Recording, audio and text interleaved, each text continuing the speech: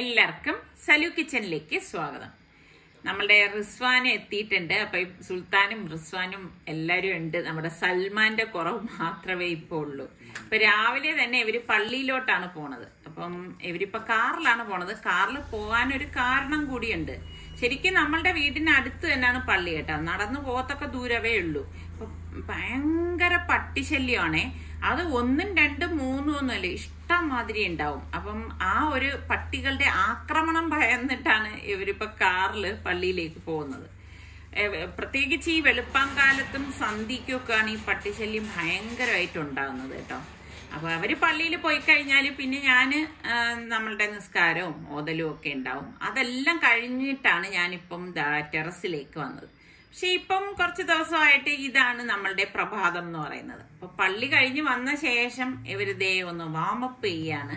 അപ്പം റിസ്വാൻ അവിടെ ഹോസ്റ്റലിലാണെങ്കിലും നടത്തയൊക്കെ ഉണ്ടെന്നാണ് പറഞ്ഞത്. അപ്പൊ അവന്റെ ശരീരം കാണുമ്പോൾ തന്നെ അറിയാം അവൻ എക്സസൈസ് ചെയ്യുന്നുണ്ടെന്നുള്ളത്. പക്ഷെ നമ്മുടെ സുൽത്താന് അങ്ങനെ ഒരു സമയം ഇപ്പൊ ജോലിയുടെ ഭാഗമായിട്ട് കിട്ടുന്നില്ല എന്നാണ് പറയുന്നത്. അപ്പൊ നിസാറിക്ക് നിർബന്ധിച്ച് നിസാറിക്ക് പറഞ്ഞു ഇങ്ങനെ വന്ന് എക്സസൈസ് ചെയ്തിട്ടൊക്കെ നിന്നാ മതി എന്ന് പറഞ്ഞു. അങ്ങനെയാണ് ഇപ്പൊ എക്സസൈസ് ചെയ്യുന്നത്. പിന്നെ അത് കഴിഞ്ഞിട്ട് നടക്കാൻ പോകാൻ ഒരുങ്ങിയപ്പോ നിസാറിക്ക് പറഞ്ഞില്ല, ഇന്ന് കുറച്ച് പണി നിങ്ങളെ ഏൽപ്പിക്കുന്നുണ്ട്, അപ്പം വൈകുന്നേരം നടക്കാൻ പോയാൽ മതി എന്ന് പറഞ്ഞു.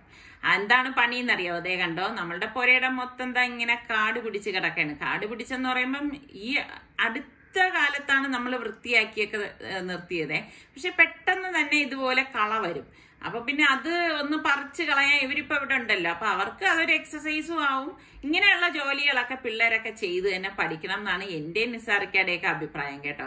അപ്പം സുൽത്താനും റിസ്വാനും അതൊക്കെ ഒന്ന് ക്ലീൻ ചെയ്യാനായിട്ട് പറഞ്ഞ് അപ്പൊ കൈകൊണ്ട് ഇവരിങ്ങനെ എടുക്കുമ്പോഴേക്കും ഇതിന്റെ ഇടയിലെല്ലാം മുള്ളിന്റെ ചെടികളുണ്ട് കേട്ടോ. അപ്പൊ അത് ഭയങ്കര ബുദ്ധിമുട്ടാണ്. ആ സുൽത്താന്റെ കയ്യിൽ എന്തോ മുള്ളിങ്ങനെ തടഞ്ഞ്.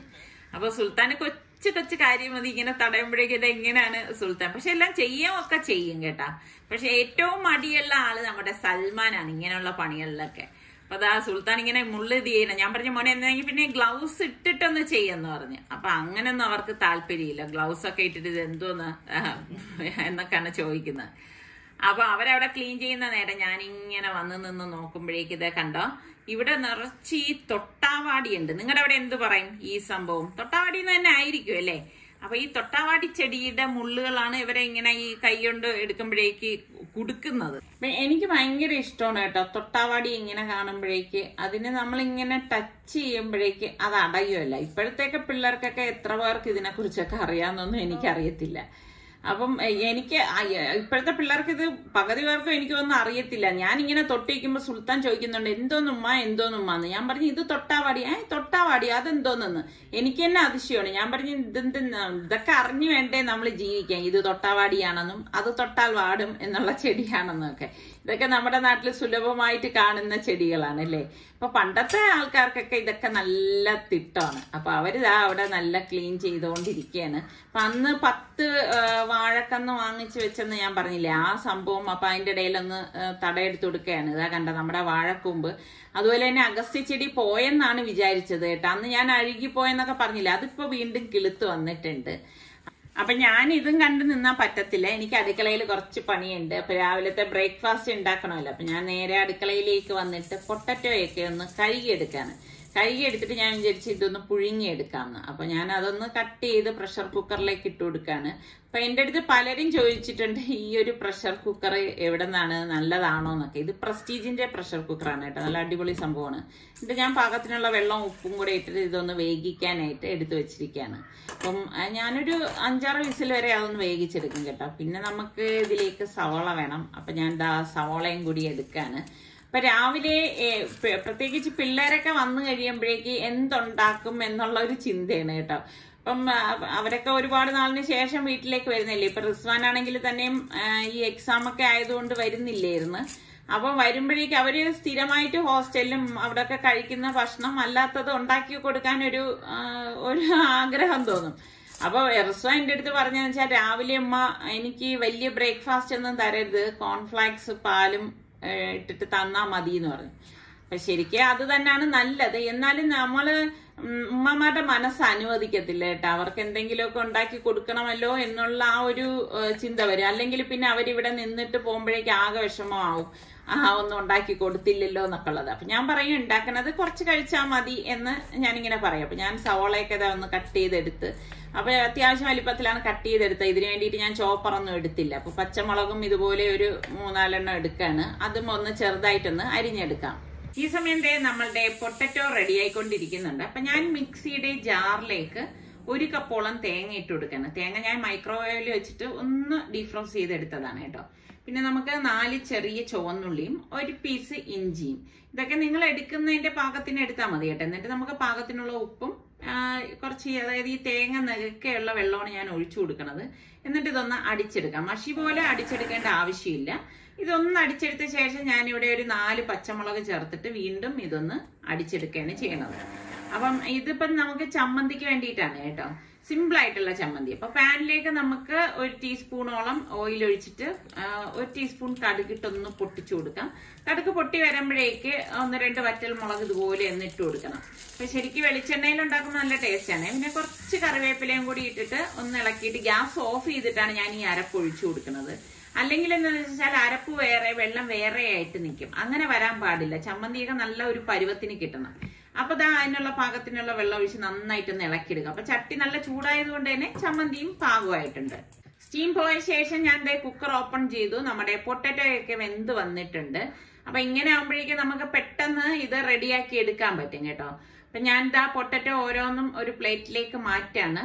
അപ്പൊ ഇത് നമുക്ക് മസാല ഉണ്ടാക്കാൻ വേണ്ടിയിട്ടാണ് ഞാൻ ഇവിടെ പൊട്ടറ്റോ പുഴുങ്ങിയത്. ഒരു പാനിലേക്ക് നമുക്ക് 2 ടേബിൾ സ്പൂൺ ഓയിൽ ഒഴിക്കാം. എന്നിട്ട് നമുക്ക് 1 ടീസ്പൂൺ കടുകിട്ടൊന്ന് പൊട്ടിച്ചു കൊടുക്കാം. എന്നിട്ട് ഞാനിവിടെ ഏകദേശം 1 ടേബിൾ സ്പൂൺ ഉഴുന്നും പരിപ്പും കൂടി ഇട്ട് പൊട്ടിച്ചു കൊടുക്കുന്നുണ്ട്. പിന്നെ നമുക്ക് വറ്റൽ മുളകും കൂടി ഇട്ട് കൊടുക്കാം. ഉഴുന്നു പരിപ്പൊക്കെ ഇടുമ്പോഴാണ് ടേസ്റ്റ് കേട്ടോ. കുറച്ച് കറിവേപ്പിലയും കൂടി ഇതിലേക്കിട്ട് കുറച്ച് ഇഞ്ചി ചെറുതായിട്ട് അരിഞ്ഞത്, ഒരു 3-4 പച്ചമുളക് ഇതുപോലെ അരിഞ്ഞതും കൂടി ഇട്ടിട്ട് ഒന്ന് ഇളക്കി കൊടുക്കാം. അപ്പൊ ഇതൊന്ന് മൂത്ത് വരുന്ന ആ ഒരു സമയത്ത് നമ്മളെ ഉഴുന്നൊക്കെ ഒന്ന് മൂത്ത് വരുന്ന അതാണ് ഒരു കണക്ക് കേട്ടോ. ആ സമയത്ത് നമ്മൾ ഈ അരിഞ്ഞു വെച്ചിരിക്കുന്ന സവോള നമുക്ക് ഇതിലേക്ക് ഇട്ട് കൊടുക്കാം. അപ്പൊ ഇത് തന്നെ പല രീതിയിൽ തയ്യാറാക്കുന്നവരുണ്ടാവും. ഇത് വളരെ എളുപ്പത്തിൽ തയ്യാറാക്കുന്ന ഒരു രീതിയാണ് ഞാൻ ഈ കാണിക്കുന്നത് കേട്ടോ. അപ്പൊ ഇതുപോലെ ഒന്ന് ഇളക്കിയെടുത്ത ശേഷം നമുക്ക് ഇതിലേക്ക് പാകത്തിനുള്ള ഉപ്പും 1 ടീസ്പൂണോളം മഞ്ഞൾപ്പൊടിയും ഏകദേശം 1 ടീസ്പൂണോളം കുരുമുളക് പൊടി, 1 ടീസ്പൂൺ ഗരം മസാല പൊടി, ഇത്രയും പൊടികൾ ചേർത്തിട്ട് നമുക്കിതൊന്ന് ഇളക്കി കൊടുക്കണം. അപ്പൊ ഇതുപോലെ ഒന്ന് ഇളക്കി അതിന്റെ ആ ഒരു പച്ച ചുവ മാറുമ്പോഴേക്കും നമ്മൾ ഈ പുഴുങ്ങി വെച്ചിരിക്കുന്ന പൊട്ടറ്റോ ഉണ്ടല്ലോ അത് ഇതിലേക്ക് ഇട്ട് കൊടുക്കാം. അപ്പൊ ഈ പൊട്ടറ്റോ നമ്മൾ ഇതുപോലെ ഒന്ന് ഉടച്ചു കൊടുക്കണം. അപ്പൊ ഇത് വെച്ചിട്ട് ഉടച്ചെടുക്കാൻ നല്ല സൗകര്യമാണ് കേട്ടോ. ഉടച്ചു കൊടുത്തിട്ട് ഒരുപാട് അങ്ങ് ഉടച്ചെടുക്കേണ്ട, നമുക്ക് ഇടയ്ക്കൊന്ന് കടിക്കാൻ കിട്ടണം. ആ ഒരു രീതിയിലാണ് ഞാൻ ഇത് ഉടച്ചെടുത്തിരിക്കുന്നത്. എന്നിട്ടൊന്ന് ഇളക്കിയെടുക്കണം. ഇത്രയേ ഉള്ളൂ സംഭവം. നമ്മളുടെ പൊട്ടറ്റോ മസാല ഇവിടെ റെഡി ആയിട്ടുണ്ട്. അപ്പം ഇനിയിപ്പം ഞാൻ ദോശ ചുടാനായിട്ട് പോവാണ്. അപ്പൊ ഇന്നലെ തന്നെ ഞാൻ ആട്ടി വെച്ചിട്ടുണ്ടായിരുന്നു. അപ്പൊ അത് വെച്ചിട്ടാണ് ഞാൻ ദോശ ഇടുന്നത്. അപ്പൊ മസാല ദോശയാണ് ഞാൻ ചുടുന്നത്. അപ്പൊ മസാല ദോശ ആകുമ്പോ അത്യാവശ്യം വലിപ്പത്തിലാണെങ്കിൽ ഒരു ദോശ ഒരാൾ കഴിക്കത്തുള്ളൂ കേട്ടോ.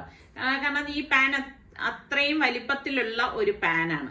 അപ്പൊ ഞാൻ വലിയൊരു ദോശ അങ്ങോട്ട് ചൂടാണ്. പിന്നെ ഇത് ഈ പറഞ്ഞ മാതിരി ഞാൻ ഇഡലിക്ക് വേണ്ടിയിട്ട് അരച്ചു വെച്ച മാവായിരുന്നു കേട്ടോ. അപ്പൊ അതുകൊണ്ട് തന്നെ കുറച്ചൊന്ന് മൊരിഞ്ഞു വരല് കുറച്ച് കുറവായിരുന്നു.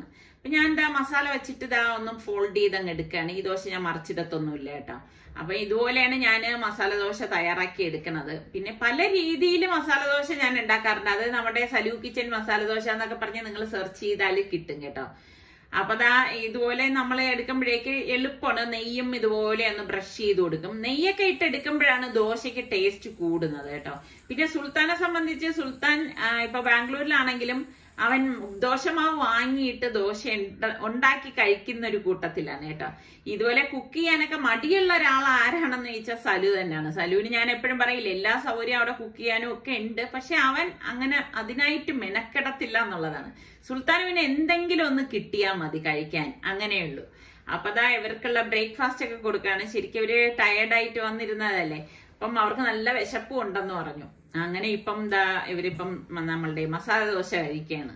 വിശപ്പുള്ളത് കാരണം അവര് കുളിക്കാനൊന്നും നിന്നില്ല, നേരെ വന്ന് കഴിച്ചപ്പോ പറഞ്ഞ് കഴിച്ചു കഴിഞ്ഞ് കുറച്ച് കഴിഞ്ഞിട്ട് ഞങ്ങൾ പോയി കുളിച്ചോളാമെന്നാണ് പറഞ്ഞത്. അപ്പൊ എന്തായാലും ഇവര് വൃത്തിയാക്കിയ സ്ഥലം ഞാൻ വന്നൊന്ന് നോക്കിയതാണ്. അത്യാവശ്യം നന്നായിട്ടൊക്കെ വൃത്തിയാക്കി എടുത്തിട്ടുണ്ട് കേട്ടോ. വാഴയ്ക്കൊക്കെ തടമൊക്കെ ഇട്ട് വെച്ചിട്ടുണ്ട്.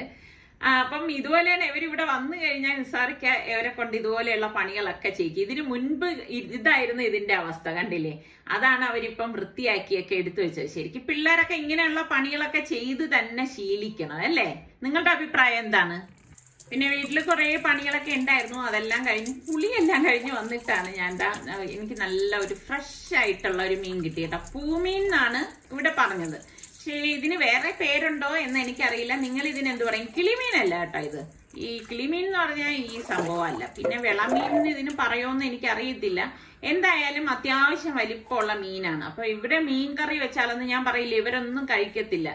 അതുകൊണ്ട് ഞാൻ വിചാരിച്ചെന്നാ ഗ്രില്ല് ചെയ്യാം. ഗ്രില്ലാവുമ്പോഴേക്ക് ഇവരെങ്ങനെങ്കിലും ഒക്കെ കഴിക്കുമല്ലോ. ഇപ്പം മീനൊക്കെ നമ്മളുടെ ആഹാര രീതിയിൽ ഉൾപ്പെടുത്തുന്നത് നല്ലതാണ്. ഇപ്പൊ മിക്സിയുടെ ജാറിലേക്ക് ഒരു 7-8 ചുവന്നുള്ളിയും ഒരു ഉണ്ട വെളുത്തുള്ളി അല്ലിയും ഒരു പീസ് ഇഞ്ചിയും 1 ടേബിൾ സ്പൂൺ മുഴുവനുള്ള കുരുമുളക്, 1 കൈപ്പിടി കാന്താരി മുളക് ഞെട്ടോട് കൂടിയിട്ട് തന്നെ ഞാൻ ഇട്ട് കൊടുക്കാണ്. പിന്നെ നമുക്ക് വേണ്ടത് 2 ടീസ്പൂൺ മല്ലിപ്പൊടി, 1 ടീസ്പൂൺ മഞ്ഞൾപ്പൊടി, 1 ടീസ്പൂൺ ഗരം മസാല പൊടി, 2 ടീസ്പൂൺ മുളക് പൊടി, പാകത്തിനുള്ള ഉപ്പ്. മുളക് കാശ്മീരി മുളക് പൊടിയാണ് കേട്ടോ. പിന്നെ നമുക്ക് 1 ടേബിൾ സ്പൂൺ ഓയിലും കൂടി ഒഴിച്ചിട്ട് ഇതൊന്ന് അടിച്ചെടുക്കാം.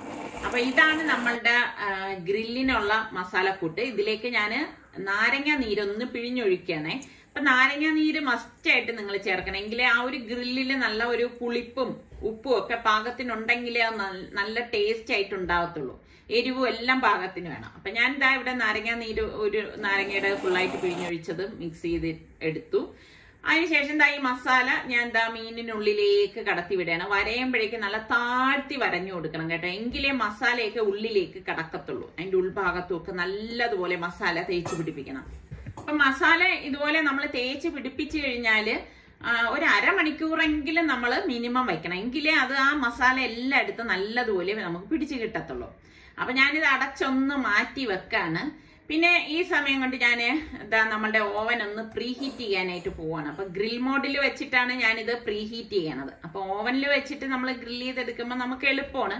നമുക്ക് ഗ്യാസ് സ്റ്റോപ്പിൽ വെച്ചിട്ടും ഫിഷ് ഗ്രില്ല് ചെയ്തെടുക്കാം. അത് ഇൻഷാല്ലാ ഏതെങ്കിലും വരുന്ന ഒരു വീഡിയോയില് ഞാൻ അങ്ങനെ ഉണ്ടാക്കുന്നത് കാണിച്ചിട്ട് നിങ്ങൾക്ക് അതെങ്ങനെയാണെന്നുള്ളത് ഷെയർ ചെയ്ത് തരാം കേട്ടോ.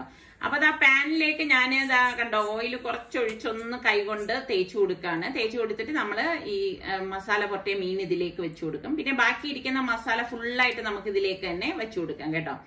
ഇതിപ്പോ അത്യാവശ്യം വലിപ്പമുള്ള മീനായതുകൊണ്ട് തന്നെ നമുക്ക് ഇതിപ്പോ ഒറ്റ ട്രിപ്പിൽ തന്നെ ഗ്രില്ല് ചെയ്ത് എടുക്കാൻ സാധിക്കും. പ്രീഹീറ്റായ ഓവനിലേക്ക് ഞാൻ ഒന്ന് ഇപ്പൊ ഈ മേളത്തെ റാക്കൊന്ന് ഞാൻ മാറ്റി കൊടുക്കണം. മാറ്റി കൊടുത്തിട്ട് ഇത് ഞാൻ ഉള്ളിലേക്ക് കടത്തി വെക്കാം. കടത്തി വെച്ചിട്ട് ഗ്രിൽ മോഡിൽ വെച്ചിട്ട് തന്നെ നമ്മൾ ഇത് ഗ്രില്ല് ചെയ്തെടുക്കുകയാണ് ചെയ്യണത് കേട്ടോ. ഞാനൊരു 25 മിനിറ്റാണ് വെച്ചു കൊടുത്തിരിക്കുന്നത്. അപ്പൊ അതിനിടയിൽ ഞാൻ നോക്കിയപ്പോഴേക്ക് അടിവശം റെഡിയായെന്ന് തോന്നിയത് കൊണ്ട് ഞാൻ പാൻ ഒന്ന് വെളിയിലേക്ക് ആക്കിയിട്ട് ഒന്ന് മറച്ചു വെച്ചു കൊടുക്കാണ്. അപ്പൊ തിരിച്ചും മറച്ചും വെച്ചെടുക്കണം. അപ്പൊ നല്ല മണം വരുന്നുണ്ട് കേട്ടോ. അപ്പൊ നമ്മളിത് ഗ്രില്ല് ചെയ്യുന്നത് കൊണ്ട് തന്നെ ആ ഫിഷിന്റെ ആ ഒരു നല്ല ഗ്രിൽ സ്മെല്ലുണ്ടല്ലോ, അത് വീട് മൊത്തം വരുന്നുണ്ട്. അപ്പോ ഇതാ കറക്റ്റ് ടൈം ആയിരുന്നു. 2 സൈഡും ഗ്രില്ലായി കിട്ടിയിട്ടുണ്ട്. അപ്പൊ ഇത് കണ്ടോ, ഈ മീനൊക്കെ കറക്റ്റ് പാകണം. ഇനി വേണമെങ്കിൽ നിങ്ങൾക്ക് കുറച്ച് ഓയിൽ വേണമെങ്കിൽ ഇതിന്റെ മീതെ ഒന്ന് ബ്രഷ് ചെയ്ത് കൊടുക്കാം. നമുക്ക് വീട്ടിൽ ഗസ്റ്റ് ഒക്കെ വരെയാണ്, അവർക്ക് കൊടുക്കാനൊക്കെ ആണെങ്കിൽ ഒന്ന് ബ്രഷ് ചെയ്ത് കൊടുത്താൽ നല്ല ഗ്ലേസിങ് ആയിരിക്കും കേട്ടോ. ഇതിപ്പോ ഞാൻ അതൊന്നും ചെയ്യുന്നില്ല. ഞാൻ സവോളയും മുളക് പൊടി നാരങ്ങ നീര് ഇത് ഇത്രയും കൂടി മിക്സ് ചെയ്ത സംഭവമാണിത്. അത് ഇതിലേക്ക് ഇങ്ങനെ വെച്ചു കൊടുക്കാണ്. ഉപ്പും കൂടി കേട്ടോ. നല്ല ടേസ്റ്റ് ആണ് കേട്ടോ. ഇത് രണ്ടും കൂടി കഴിച്ചാൽ എന്തില്ല കിടിലൻ ടേസ്റ്റ് ആണ്. അപ്പൊ ഇതാണ് നമ്മളുടെ ഉച്ചത്തെ ലഞ്ച് എന്ന് പറയുന്നത്. മീൻ കഴിക്കാത്ത പിള്ളേരെ കൊണ്ട് കഴിപ്പിക്കാൻ വേണ്ടിയിട്ടാണ് ഇന്നിപ്പോ ഞാൻ മീൻ ഗ്രില്ല് ചെയ്തെടുത്തത്. നല്ല ചൂടാണ് കേട്ടോ. അതിങ്ങനെ എടുക്കുമ്പോഴേക്ക് ശരിക്കും പറഞ്ഞാൽ കൈ പൊള്ളുന്നത് പോലത്തെ ചൂടാണ്. ഇങ്ങനെ എടുക്കാൻ പറ്റുന്നില്ല. അതുകൊണ്ടാണ് എനിക്കിങ്ങനെ ഈസി ആയിട്ട് എടുക്കാൻ സാധിക്കാത്തത്. എന്തായാലും നല്ല അടിപൊളി കോമ്പിനേഷൻ തന്നെയാണിത്. അപ്പൊ എല്ലാരും ട്രൈ ചെയ്ത് നോക്കണേ. അപ്പൊ ഇതൊക്കെ തന്നെയുള്ളൂ നമ്മളുടെ ഇന്നത്തെ വിശേഷങ്ങൾ എന്ന് പറയുന്നത്. അപ്പൊ നമ്മളുടെ ചാനൽ കണ്ടുകൊണ്ടിരിക്കുന്നവരും സബ്സ്ക്രൈബ് ചെയ്യാതെ ആരെങ്കിലും ഒക്കെ ഉണ്ടെങ്കിൽ നിങ്ങൾക്ക് ഇഷ്ടപ്പെട്ടാൽ സബ്സ്ക്രൈബ് ചെയ്യുക, ആ ബെല്ലൈക്കൺ പ്രസ് ചെയ്യാൻ മറന്നു വരുതേ. അടുത്ത നല്ല റെസിപ്പിയോ വ്ളോഗായിട്ടൊക്കെ കാണുന്നത് വരെ എല്ലാവർക്കും ബൈ.